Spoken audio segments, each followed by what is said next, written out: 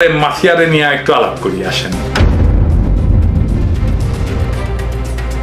বনে জঙ্গলে হাটে মাঠে ঘাড়ে যখন কোনো জন্তু জানোয়ার মারা যায় তখন শকুন গন্ধ পেয়ে আকাশে চক্কর দিতে থাকে।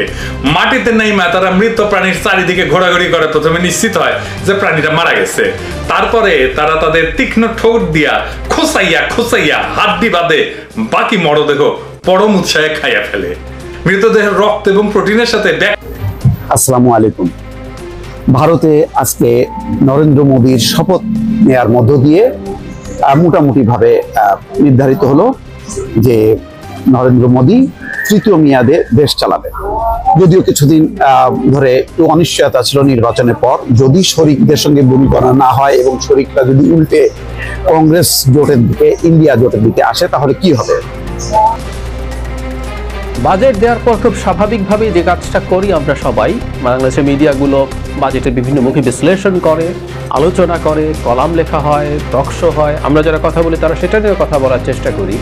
কিন্তু বাজেটের মধ্যে একটা খবর আমাদের অনেকের দৃষ্টি হয়তো এড়িয়ে গেছে, আর যদি সেটা সামনেও পরে খুব বেশি হয়তো গুরুত্ব দেয়নি, সেটা হচ্ছে মানবজমিন। 5 জুন বাজেট হয়েছে 6 জুন, 5 জুন মানবজমিন একটা চমৎকার রিপোর্ট করেছে, একটা অনুসন্ধানী রিপোর্ট, যেখানে সাবেক সেনাপ্রধান জনাব আজিজ আহমেদের অবৈধ সম্পত্তির একটা তালিকা ক্লিয়ারলি দিয়েছে। আসসালামু আলাইকুম প্রিয় দর্শক, ফাইনালি চলে আসলাম আপডেট ও গুরুত্বপূর্ণ কিছু নিউজ নিয়ে আপনাদের মাঝে। প্রিয় দর্শক, অবশ্যই ভিডিওটি শেষ অবধি দেখবেন।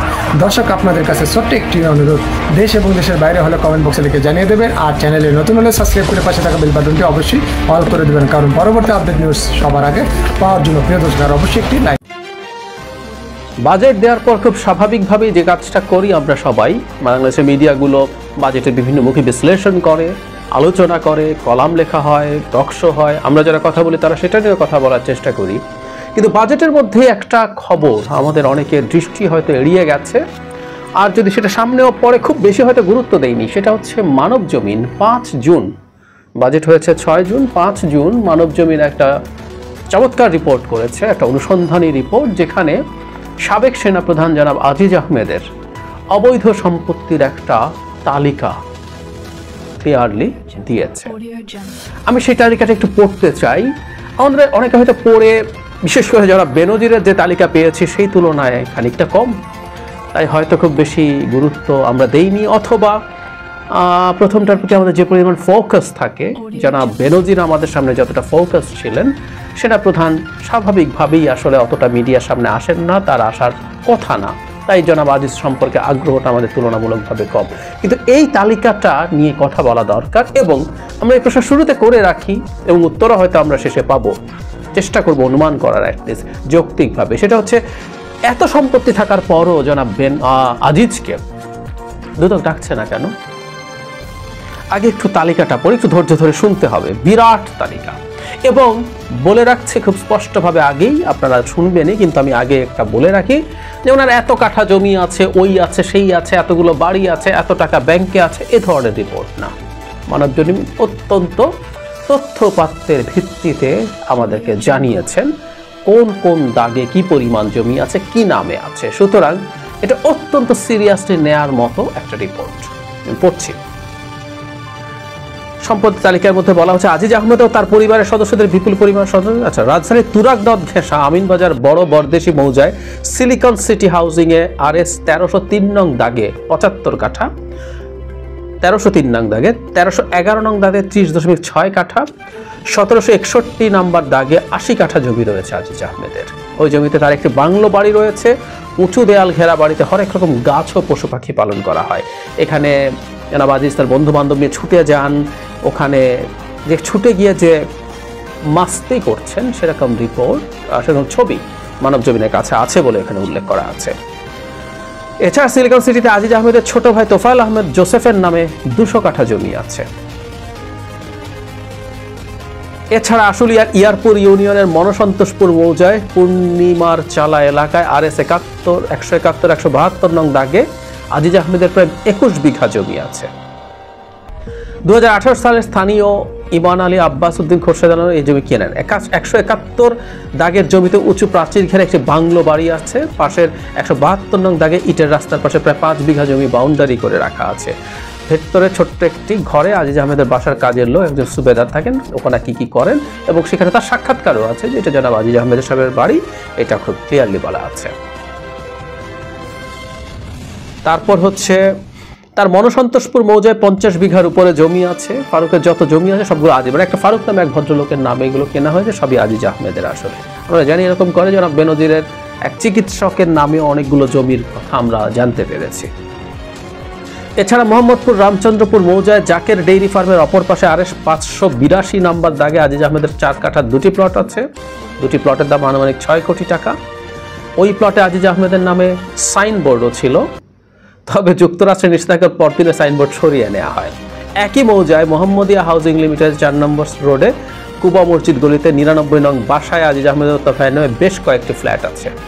বাড়িতে নির্মাণ করা ইউনিক হোল্ডিং এর এক কর্মকর্তা বলেন 2005 সালে বাড়িটি নির্মাণের সময় আজিজ আহমেদের ভাইয়ের নির্মাণে বাধা দেয়। প্রায় 5 মাস নির্মাণ কাজ বন্ধ ছিল, পরে ফ্ল্যাট দেওয়ার শর্তে কাজ করতে দেওয়া হয়েছে। বুঝতেই পারছি আমরা, অনেক টায়ার্ড লাগে না? শুনতেও নিশ্চয় আপনাদের টায়ার্ড লাগছে। এছাড়া ভাকুরতা ইউনিয়নের বাহেরচর এলাকায় শ্যামলাপুর মৌজা আজিজ আহমেদের নামে বেশ কিছু প্লটের সন্ধান পাওয়া গেছে। এর মধ্যে শ্যামালশ্রী কলাতিয়া পাড়ার পেছনে জমজম হাউজিং এর রাস্তার ডান পাশে 80% প্লট, এর একটু দূরে 50% আরেকটি প্লট রয়েছে। এছাড়া শ্যামলশ্রী দুদু মার্কেট এলাকায় অ্যাক্টিভ প্রিক্যাডেট স্কুলের পাশে 17% একটি প্লট রয়েছে তার। এটা ছাড়াও তার বড় ভাই আনিস আহমেদের ছেলে আসিফ আহমেদের বিরুদ্ধে মানে একটি জমির দখলের অভিযোগ আছে। CS 343, 344, RS 2502 দাগে 78% জমিটি আগে সেদান জুসের মালিকানায় ছিল। এছাড়া শ্যামলাপুর মৌজায় RS 2664 দাগে 98% জমি ছিল। জমিটি আগে ছিল মসজিদের জমি, দখল করা হয়েছে 98%। এই জমিতে 38টি প্লট তৈরি করে চারপাশে প্রাচীর দিয়ে রাখা হয়েছে। পাশের প্লটে RS 825, RS 2500, 2501 আজিজ আহমেদের বোন জামে নুরুল ইসলামের নামে 39% জমি রয়েছে। এগুলো আমরা বুঝতে পারি এগুলো আসলে বিভিন্ন জনের নামে কেনা, এগুলো আসলে তাদেরই। এছাড়া চরসোয়াসপুরে আসিফের নামে 52% জমি আছে। তারপরে সমস্ত স্কুলের পাশে রাস্তা থেকে নেমে RS 2886 দাগে 5 কাঠা জমিতে আজিজ আহমেদের একটি একতলা বাড়ি আছে। তাদের এবার পরিবারের যত বাড়ি, মিরপুর 12 নম্বরের সিরামিক 4 নম্বর গেটের পাশে বঙ্গবন্ধু রোডে 5 কাঠার প্লটে আজিজ আহমেদের একটি 10 তলা বাড়ি আছে। বৌনিয়া মৌজা বাড়ি নং 13-14 block D avenue 2 Mirpur 12 Pallabi, ওই বিল্ডিংয়ে 21টি ফ্ল্যাট আছে। 2018 সালে বাড়ি নির্মাণের পর থেকে হাউজিং কোম্পানির কাছ থেকে বাড়িটির নিয়ন্ত্রণ নিয়ে নেন। বাড়িটির নাম ফলক মুছে ফেলা হয়েছে, আমরা বুঝতে পারি কি হয়। আমি আসলেই টায়ার্ড বোধ করছি, তারপর একটু পড়ে ফেলি সবগুলো, আপনাদের বিরক্ত লাগলে একটু শুনুন। মিরপুর সিরামিক 4 নম্বর গেটের ঠিক উল্টা পাশে বাউনিয়া মৌজায় 3 কাঠা প্লটে আজিজ আহমেদের 3 সাইডের আরেকটি বাড়ি রয়েছে। সামনে দোকান আছে। সিরামিক রোডের 10 নম্বর মানে আজিজ সাহেবের বিল্ডিং বললেই যে কেউ চেনে। মিরপুর ডিওএইচএ আজিজ আহমেদের একটি বাড়ির সন্ধান পাওয়া গেছে, রোড নং 13, প্লট নং 1320, অ্যাভিনিউ 2, মিরপুর, ঢাকা। ঢাকা সেনানিবাসে জেনারেল আজিজ আহমেদের একটি বিশাল বাংলো বাড়ি রয়েছে, হাউস নং 3, ঢাকা সেনানিবাস।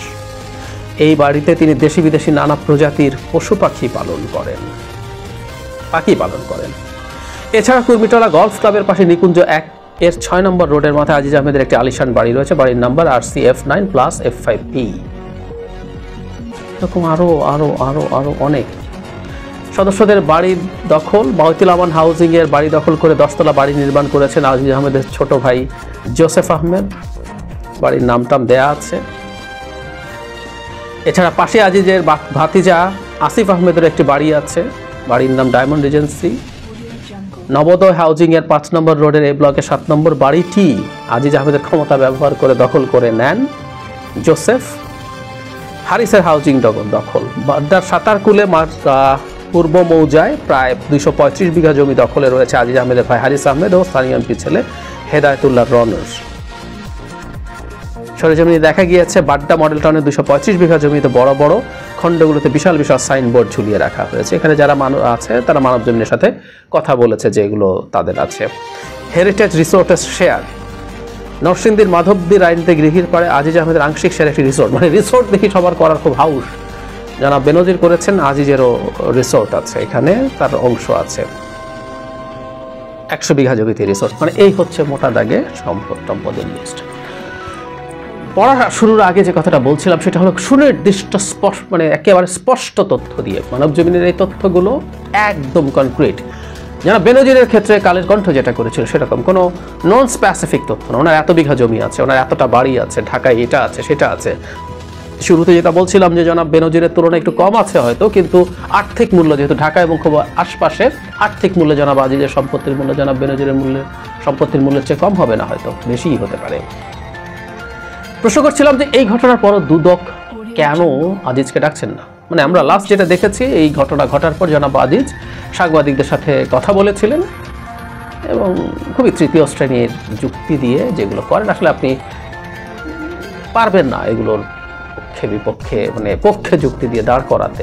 এক ধরনের ইমোশন দেখানোর চেষ্টা করেছেন, বাজে কথা, সরকারের উপর দায় চাপানোর চেষ্টা করছিলেন যে এটা করে তো সরকারকে ইয়ে করতে চেয়েছে। আমি তো বিষয় না, মূল বিষয় ছিল সরকারকে ঝামেলায় ফেলতে চায় বিদেশিরা। যাই হোক, উনি দেশে ছিলেন, উনি সাংবাদিকদের সাথে তার বাসায় বসে কথা বলেছিলেন। সো উনি দেশে কি আছেন এই প্রশ্ন আমি করতে চাই। তাহলে ওনাকে ডাকা হচ্ছে না কেন?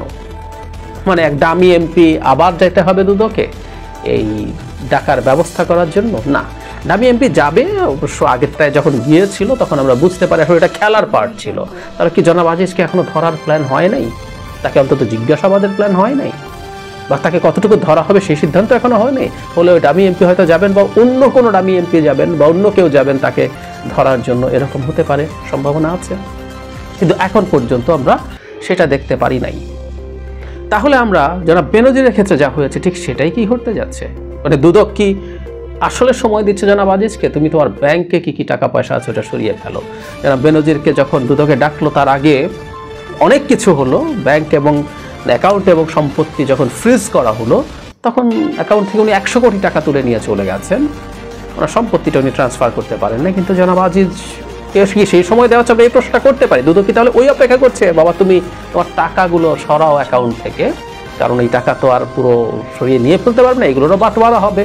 সুতরাং কেউ কেউ তাকে এই সুযোগ দিয়ে থাকতে পারে গিভ অ্যান্ড টেকের বিনিময়ে, এবং দেশ থেকে পালিয়ে যাওয়ার সময় সুযোগ দিচ্ছে কিনা, কারণ যখন দেশ থেকে পালিয়ে যাবে তারপর সামন টামন করবে যাতে সে তাকে আর খুঁজে না পাওয়া যায়। কারণ দুদক এত সুনির্দিষ্ট তথ্য পাওয়ার পরও দুদক এখনো চুপ কেন?